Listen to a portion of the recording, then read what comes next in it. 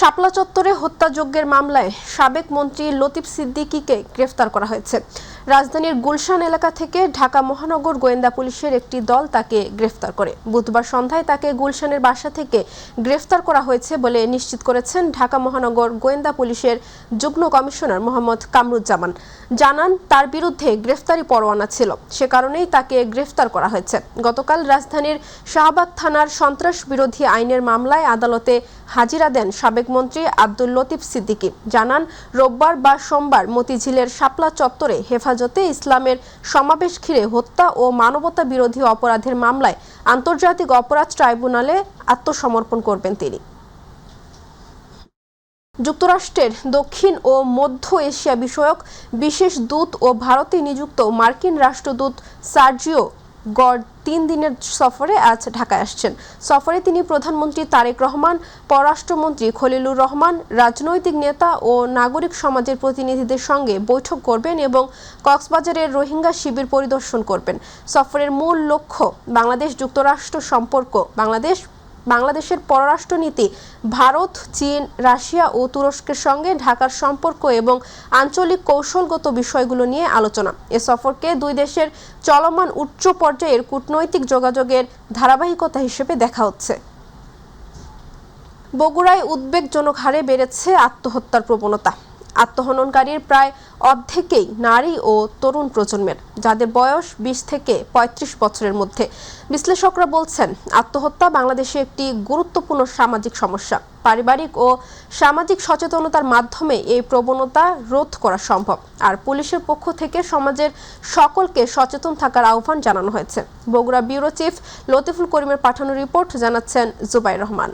বগুড়ায় উদ্বেগজনক হারে বাড়ছে আত্মহত্যার প্রবণতা। জেলায় 53 মাসে 1634টি আত্মহত্যার ঘটনা ঘটেছে। আত্মহননকারীর প্রায় অর্ধেকেই নারী ও তরুণ প্রজন্মের, যাদের বয়স 18 থেকে 30 বছরের মধ্যে। এর মধ্যে কয়েকজন কিশোরীও রয়েছে এ তালিকায়, যাদের বয়স 13 থেকে 18 বছর। জানা যায়, চলতি বছরের জানুয়ারি থেকে মে পর্যন্ত জেলায় 116 জন আত্মহত্যা করেছেন। সর্বশেষ 23 এপ্রিল থেকে 28 জুলাই পর্যন্ত বগুড়া, সোনাতলা ও ধুনটে 40 জন মানুষ পারিবারিক ও ব্যবসায়িক হতাশা থেকে আত্মহত্যা করেছেন। মানুষ যখন আপনার বিভিন্ন ধরনের সিদ্ধান্তহীনতায় ভোগে, যখন কোনো কিছু সমস্যার সমাধান বের করতে না পারে, তখনই তারা সুইসাইড অ্যাটেম্পটা নিয়ে থাকে। ব্যর্থতার একটা ফল যখন পায়, তারা আসলে কোনো পথ না পেয়ে ওখান থেকে তারা এই আত্মহত্যার মতো একটা কঠিন জিনিসকে তারা বেছে নেয়। পিতামাতা যারা আছে তারা তার সন্তানদেরকে একটু ভালো মতো বন্ধুত্ব সুলভ আচরণ করবে, তাহলে মনে হয় আত্মহত্যা থেকে বেরিয়ে আসতে পারবে, কারণ আত্মহত্যা কখনো সমাধান না। বগুড়া সরকারি আজিজুল হক কলেজের মনোবিজ্ঞান বিভাগের সহযোগী অধ্যাপক মোহাম্মদ আবু সায়েম বলেন, নানান বয়সের মানুষ ব্যক্তিগত, পারিবারিক ও সামাজিক সংকটের কারণে আত্মহত্যার পথ বেছে নেন। এছাড়াও মাদকের অপব্যবহারও আত্মহত্যার অন্যতম প্রধান কারণ। অনেক সময় দেখা যায় পারিবারিক অবহেলা আত্মহত্যার পিছনে একটা কারণ হিসেবে কাজ করে। তো পরিবারে কেউ যেন অবহেলিত না হয়, এই বিষয়টা খুবই গুরুত্ব দিতে হবে। এদিকে আইনশৃঙ্খলা বাহিনী বলছে, আত্মহত্যা আইন করে রোধ করা সম্ভব নয়। এটা রোধ করতে পারিবারিক সচেতনতার পাশাপাশি জনসচেতনতা গড়ে তোলা প্রয়োজন। একটা সুস্থ স্বাভাবিক সমাজ ব্যবস্থা যদি দেওয়া যায় তাদের, তাহলে মনে হয় যে একজন মানুষকে বা যারা আত্মহত্যা করে তাদেরকে এই দিক থেকে ফিরিয়ে আনা যেতে পারে। সমাজবিজ্ঞানীরা বলছেন, আত্মহত্যা কোনোভাবেই সমস্যা সমাধানের সঠিক পথ নয়। আত্মহত্যার রোধে মানসিক উৎকর্ষের বিকাশ, পারিবারিক ও সামাজিক বন্ধন আরও শক্তিশালী করার পরামর্শ তাদের। জুবাইর রহমান, মাই টিভি নিউজ। উদ্বোধনের আগেই ধসে পড়েছে জনপ্রিয় পর্যটন কেন্দ্র সাতছড়ি জাতীয় উদ্যানের নির্মাণাধীন ব্রিজের অ্যাপ্রোচ ও গাইডওয়াল। প্রায় 1.5 কোটি টাকার এই প্রকল্পে নানা অনিয়ম আর তদারকির ঘাটতির অভিযোগ উঠেছে। এতে ক্ষুব্ধ পর্যটক ও স্থানীয়রা। তবে এর জন্য টানা বৃষ্টি আর পাহাড়ি ছড়ার তীব্র স্রোতকে দায়ী করছে এলসিইডি। আর উপজেলা নির্বাহী কর্মকর্তার প্রকল্প পরিকল্পনায় বড় ত্রুটির আশঙ্কা করছেন। হবিগঞ্জ থেকে রেজল করিমের তথ্যচিত্রে বিস্তারিত জানাচ্ছেন হাফিজা খানম জ্যোতি। হবিগঞ্জের অন্যতম জনপ্রিয় পর্যটন কেন্দ্র সাতছড়ি জাতীয় উদ্যান। উদ্যানের প্রবেশমুখে পুরনো ব্রিজটি পাহাড়ি ঢলে ভেঙে যাওয়ায় নতুন ব্রিজের নির্মাণ কাজ শুরু হয় 2023 সালের মে মাসে। একই সাথে ব্রিজের সুরক্ষায় গাইডওয়াল নির্মাণ প্রকল্পে মোট ব্যয় ধরা হয় 1.5 কোটি টাকা। প্রকল্পটির প্রায় ৮০% কাজ শেষ হওয়ার পর ব্রিজের দুই পাশের অ্যাপ্রোচ সড়ক ধসে পড়ে। ধ্বংসস্তূপে পরিণত হয়েছে পুরো গাইডওয়াল। স্থানীয় ও পর্যটকদের অভিযোগ, প্রকল্পে ব্যাপক অনিয়ম এবং সংশ্লিষ্ট দপ্তরের গাফিলতির কারণেই এমন পরিস্থিতির তৈরি হয়েছে। ব্রিজের যে কাজগুলো হয়েছে খুবই নিম্নমানের, যার কারণে কাজ উদ্বোধনের আগেই অনেক জায়গা ধসে ভেঙে যাচ্ছে। সবারই চাওয়া যেন এটা ভালোভাবে কাজ হয়, মজবুতভাবে হয় এবং পাহাড়ি ঢলে যেন ভেঙে না যায়। নিম্নমানের বা উন্নত মানের কাজটা এটা দেখাশোনার দায়িত্ব ছিল উপজেলা ইঞ্জিনিয়ার সাহেব। ইঞ্জিনিয়ার সাহেব প্রায় দেখছি আসছেন। আমরা অনেক সময় আমাদের চোখে যেগুলা ত্রুটি পড়ছে এগুলো আমরা ইঞ্জিনিয়ারের সাথে যোগাযোগ করছি, ইঞ্জিনিয়ার সাহেব এগুলো এসে সংশোধন করছেন। স্থানীয় প্রকৌশল অধিদপ্তর জানিয়েছে, অতিবৃষ্টি ও পাহাড়ি ছড়ার প্রবল স্রোতে প্রকল্পটি ক্ষতিগ্রস্ত হয়েছে। তবে ঠিকাদারের অনিয়মের কথাও স্বীকার করেন তিনি। 23 মে মাসে কাজটা শুরু হয়ে এই যে বিভিন্ন কারণেই কাজটা ঠিকাদারের কিছু গাফিলতি আসলে আছে। প্লান্টে যে কংক্রিট মিক্সিং করে সেই কংক্রিট দিয়ে কাজ করছে। বিষয়টি খতিয়ে দেখা হচ্ছে বলে জানিয়েছেন উপজেলা নির্বাহী অফিসার। জেলাতে এটা অলরেডি চিঠি দেওয়া হয়েছে, কাজটা আসলে এক্সএন অফিসের মাধ্যমে হচ্ছে। তো এই প্রকল্পের আওতায় আমি যতটুকু জানি এখন পর্যন্ত এটা বিল পরিশোধিত হয়নি। ৮০ লক্ষ টাকা এখনো বিল বাকি আছে। দ্রুততম সময়ে ব্রিজটির সংস্কার করে পর্যটন কেন্দ্রটি মুখর হয়ে উঠবে, এমনটাই প্রত্যাশা স্থানীয়দের। হাফিজা খানম জুথি, মাই টিভি। হবিগঞ্জে জাতীয় নাগরিক পার্টি এনসিপির কেন্দ্রীয় নেতা সার্জিস আলম, নাসির উদ্দিন পাটোয়ারি সহ অন্যান্য নেতার ওপর হামলার প্রতিবাদে বগুড়ায় বিক্ষোভ মিছিল ও সমাবেশ অনুষ্ঠিত হয়েছে। বুধবার এনসিপি বগুড়া জেলা শাখার উদ্যোগে এ কর্মসূচি পালন করা হয়। বিক্ষোভ মিছিলটি সংগঠনটির জেলা কার্যালয় থেকে বের হয়ে শহরের বিভিন্ন সড়ক প্রদক্ষিণ করে সাতমাথায় গিয়ে এনসিপি বগুড়া জেলা শাখার আহ্বায়ক ইঞ্জিনিয়ার MSA মাহমুদের সভাপতিত্বে এক সংক্ষিপ্ত প্রতিবাদ সমাবেশ অনুষ্ঠিত হয়। এনসিপি জেলা শাখার সাংগঠনিক সম্পাদক মশিউর রহমান বিপুর সঞ্চালনায় সমাবেশে বক্তব্য রাখেন জেলা শাখার সাংগঠনিক সম্পাদক শওকত ইমরান, ছাত্রশক্তি বগুড়া জেলা শাখার আহ্বায়ক শাহরিয়ার জুহিন এবং সদস্য সচিব শওকত ইসলাম সহ অন্যান্য নেতৃবৃন্দ। হবিগঞ্জে জাতীয় নাগরিক পার্টি এনসিপির জুলাই পদযাত্রা কর্মসূচিতে হামলার প্রতিবাদে রাজবাড়ীতে বিক্ষোভ মিছিল ও সমাবেশ হয়েছে। বুধবার জাতীয় ছাত্রশক্তি ও এনসিপির জেলা শাখার উদ্যোগে রাজবাড়ী প্রেস ক্লাবের সামনে থেকে মিছিলটি বের হয়ে শহরের প্রধান সড়ক প্রদক্ষিণ করে রেলগেট শহীদ স্মৃতি চত্বরে গিয়ে শেষ হয়। পরে সেখানে সমাবেশে হামলার নিন্দা জানিয়ে জড়িতদের দ্রুত গ্রেফতার ও দৃষ্টান্তমূলক শাস্তির দাবি জানান নেতাকর্মীরা। একই সঙ্গে প্রশাসনের কার্যকর ভূমিকা দাবি করেন তারা। হামলা মামলা দিয়ে এনসিপির উত্থানকে দাবানো যাবে না। এনসিপি অচিরেই বাংলাদেশের দ্বিতীয় বৃহত্তম রাজনৈতিক শক্তি হিসেবে উত্থান হবে ইনশাআল্লাহ। বিপ্লবীরা কিন্তু কোনো চক্রান্তিকে ভয় পায় না। আমাদের উপরে যদি কোনো ধরনের বাধা দিতে আসে আমরা কিন্তু আঘাত করতে দ্বিধা করব না। নাসিরউদ্দিন পাটোয়ারির কথা যদি তাদের পছন্দ না হয় তারা আইনি ব্যবস্থা গ্রহণ করবে। এটাই নতুন বাংলাদেশের প্রেক্ষাপট হতে পারে। আমরা কিন্তু আজকে আবারও সেখানে প্রতিবাদ সমাবেশ রেখেছি। শখে নয়, নিজেদের অস্তিত্ব ও ভবিষ্যৎ প্রজন্মের নিরাপত্তার জন্যই বৃক্ষরোপণ করতে হবে বলেছেন রাজবাড়ীর জেলা প্রশাসক আফরোজা পারভিন। বুধবার আজাদী ময়দানে সপ্তাহব্যাপী বৃক্ষরোপণ অভিযান ও বৃক্ষমেলা 2026-এর সমাপনী ও পুরস্কার বিতরণী অনুষ্ঠানে তিনি কথা বলেন। জেলা প্রশাসন ও সামাজিক বনায়ন নার্সারি ও প্রশিক্ষণ কেন্দ্রের আয়োজনে অনুষ্ঠানে বিভিন্ন প্রতিযোগিতার বিজয়ী ও অংশগ্রহণকারী প্রতিষ্ঠানকে পুরস্কার ও সম্মাননা দেওয়া হয়। পরে জেলা প্রশাসক সহ অতিথিরা মেলার বিভিন্ন স্টল পরিদর্শন করেন। গাছ আমরা কিন্তু শখের বসে না, আমাদের প্রয়োজনের তাগিদেই এখন লাগাতে হবে। আমাদের বেঁচে থাকার জন্য গাছ অন্যতম অনুষঙ্গ, এটা চিন্তা করে আমাদেরকে গাছ লাগাতে হবে, গাছের যত্ন নিতে হবে। আমি আশা করবো আপনার এখানে যারা আছেন আপনারা অবশ্যই এই বৃক্ষ মেলা থেকে প্রত্যেকে গাছ সংগ্রহ করেছেন। যদি কেউ করে না থাকে আমরা তাকে অনুরোধ করছি গাছ সংগ্রহ করবেন এবং গাছ লাগাবেন, গাছটির যত্ন নেবেন, আর আমাদের এই বাণী সকলের কাছে পৌঁছে দিন। মায়ানমারে চোরাচালান প্রতিরোধে অভিযান চালিয়ে বিপুল পরিমাণ সার ও খাদ্যপণ্য জব্দ করেছে বাংলাদেশ কোস্টগার্ড। কোস্টগার্ড মিডিয়া কর্মকর্তা লেফটেন্যান্ট কমান্ডার সাব্বির আলম সুজন জানায়, নোয়াখালীর ভাসানচরের গাঙ্গুরিয়ার চর সংলগ্ন সমুদ্র এলাকায় পরিচালিত এ অভিযানে প্রায় 17 লাখ টাকার 24,500 কেজি ইউরিয়া সার, 3,700 কেজি ছোলা ও 6,850 কেজি বুটের ডাল উদ্ধার করা হয়। এ সময় পাচার কাজে ব্যবহৃত একটি কার্গো বোট সহ 6 জনকে আটক করা হয়েছে। কোস্টগার্ড জানিয়েছে, জব্দকৃত মালামাল ও আটক ব্যক্তিদের বিরুদ্ধে আইনগত ব্যবস্থা প্রক্রিয়াধীন রয়েছে। পাশাপাশি চোরাচালান প্রতিরোধে এ ধরনের অভিযান ভবিষ্যতেও অব্যাহত থাকবে।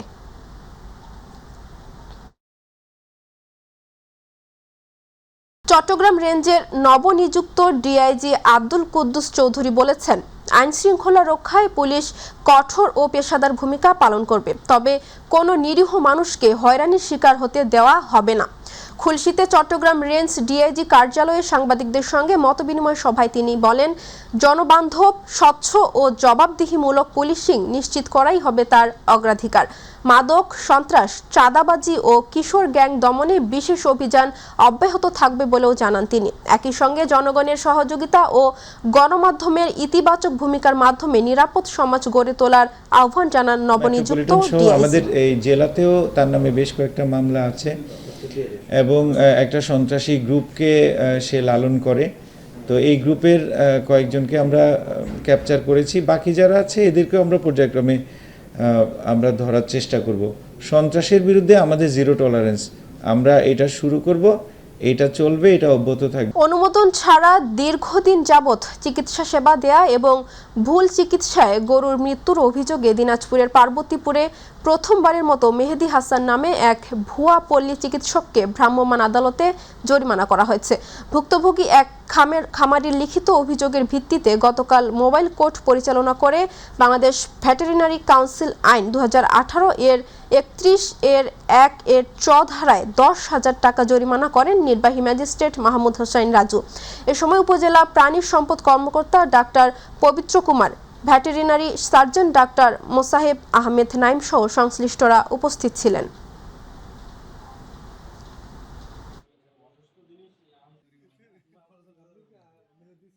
ব্রাহ্মণবাড়িয়ার নাসিরনগর উপজেলায় ইটভাটা শ্রমিককে হত্যা চেষ্টা এবং বাড়িঘর লুটপাটের অভিযোগে দায়ের করা মামলার আসামিদের দ্রুত গ্রেফতারের দাবিতে মানববন্ধন ও বিক্ষোভ কর্মসূচি অনুষ্ঠিত হয়েছে।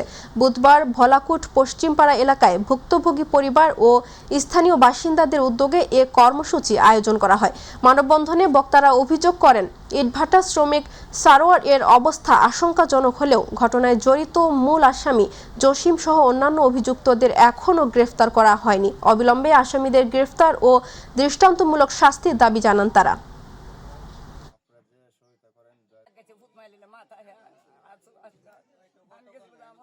গাইবান্ধার সাদুল্লাপুরে সংরক্ষিত মহিলা আসনের সংসদ সদস্য মমতাজ আলোর সরকারি সফর উপলক্ষে উপজেলা প্রশাসনের আয়োজনে মতবিনিময় সভা, বৃক্ষরোপণ এবং নদী ভাঙন ও প্রাকৃতিক দুর্যোগে ক্ষতিগ্রস্ত পরিবারের মাঝে ত্রাণ সামগ্রী বিতরণী অনুষ্ঠান অনুষ্ঠিত হয়েছে। বুধবার সাদুল্লাপুর উপজেলা পরিষদে পৌঁছালে উপজেলা প্রশাসনের পক্ষ থেকে তাকে ফুলের শুভেচ্ছা জানানো হয়। পরে উপজেলা পরিষদ চত্বরে একটি বৃক্ষরোপণ কর্মসূচিতে অংশ নেন তিনি। এরপর উপজেলা প্রশাসনের আয়োজনে উপজেলা পরিষদ হলরুমে উপজেলা নির্বাহী কর্মকর্তা মাহমুদুল হাসানের সভাপতিত্বে এবং উপজেলা নির্বাচন কর্মকর্তা শাহরিয়ার প্রামাণিকের সঞ্চালনায় এক মতবিনিময় সভা অনুষ্ঠিত হয়। মতবিনিময় সভা শেষে তিনি উপজেলার বিভিন্ন ইউনিয়ন থেকে আসা নদী ভাঙন ও প্রাকৃতিক দুর্যোগে ক্ষতিগ্রস্ত 60টি পরিবারের মাঝে ত্রাণ সামগ্রী বিতরণ করেন।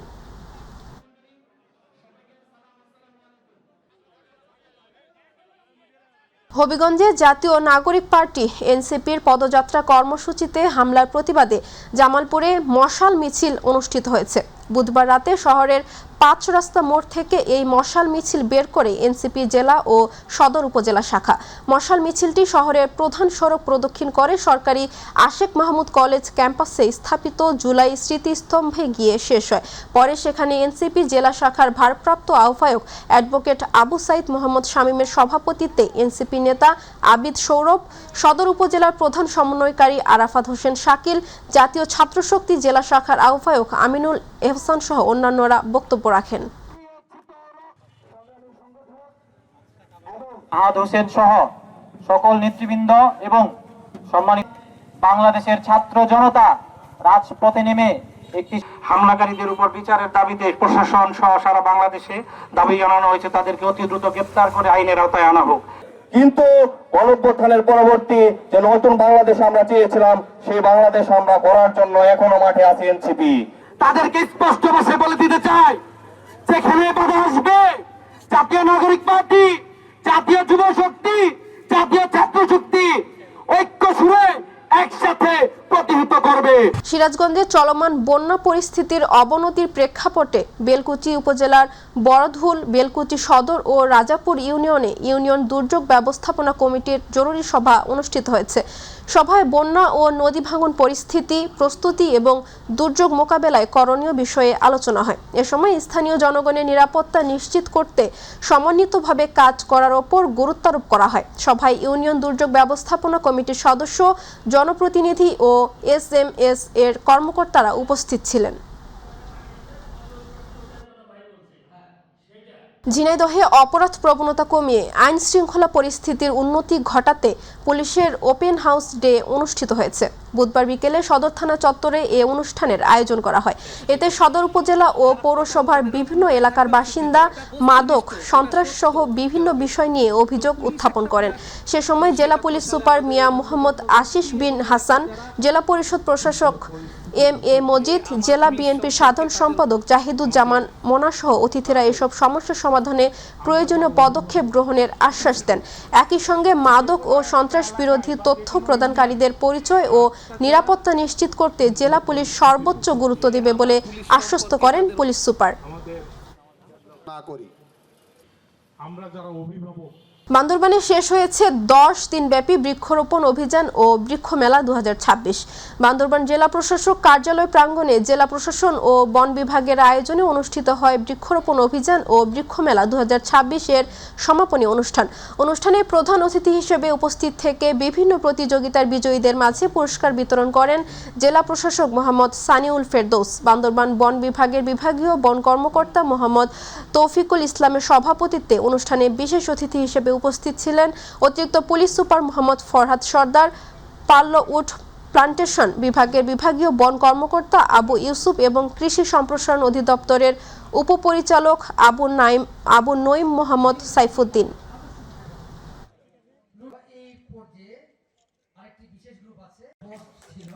বাংলাদেশের প্রধানমন্ত্রী তারেক রহমানকে 780 কেজি আনারস শুভেচ্ছা উপহার পাঠিয়েছেন ভারতের ত্রিপুরা রাজ্যের মুখ্যমন্ত্রী প্রফেসর ডাক্তার মানিক সাহা। বুধবার দুপুরে আখাউড়া স্থলবন্দর দিয়ে 100টি বক্সে করে ভারতীয় কিউ ভ্যারাইটি জাতের আনারস বাংলাদেশে পাঠানো হয়। ভারতের ত্রিপুরার হর্টিকালচারের সহকারী পরিচালক ডক্টর প্রণীভূষণ জমাতিয়া বাংলাদেশের চট্টগ্রাম ভারতীয় সহকারী হাই কমিশনারের সজীব চক্রবর্তীর নিকট আনারসগুলো হস্তান্তর করেন। আখাউড়া সীমান্তের 0 পয়েন্টে এ সময় আরও উপস্থিত আখাউড়া কাস্টমসের রাজস্ব কর্মকর্তা মোহাম্মদ জসিমউদ্দিন, আখাউড়া আন্তর্জাতিক ইমিগ্রেশনের অফিসার ইনচার্জ মোহাম্মদ আলাউদ্দিন এবং ভারতের পক্ষে আগরতলা, শ্রীমন্তপুর ও বেলোনিয়া স্থলবন্দরের ব্যবস্থাপনা পরিচালক জনাব শ্রী দেবাশিস নন্দীবাবু, 42 বিএসএফ এর ইনচার্জ জনাব শচীন কুমার।